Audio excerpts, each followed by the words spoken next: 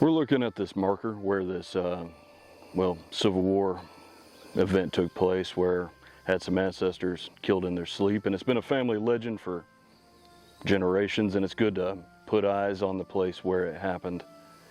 You know, you hear about these things in history, but seeing where it happened and being so close to home, it kind of adds a little weight to it. Years ago, my friend Marvin Stewart told me about, he called me and asked if I knew about some graves in the Peach Orchard. And I'd read James Marion Bailey's book, who was a Confederate guerrilla around this area, and he wrote about what they called the Peach Orchard Scrap, which a lot of people local refer to it as the Peach Orchard Massacre. It was the killing of 7 Union soldiers on a hill here near Pruitt, and their burial on private property. And one of the people escaped. The legend says that they camped out for the night. They were home on furlough, and these Confederates began tracking them because there had been some murders, and the Confederates suspected them of killing them.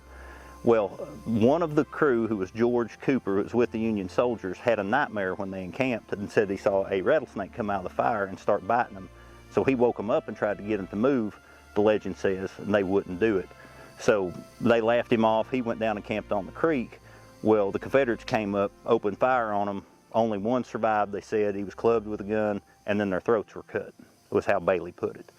And they were buried here on private property, and thankfully the family has owned this place for a long time and kept up with the location.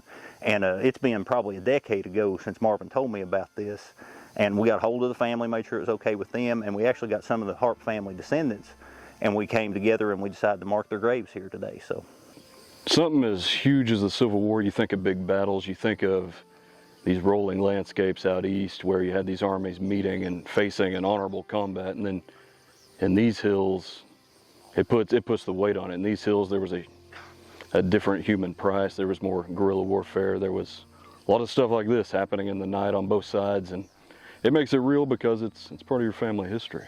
It's part of our history here.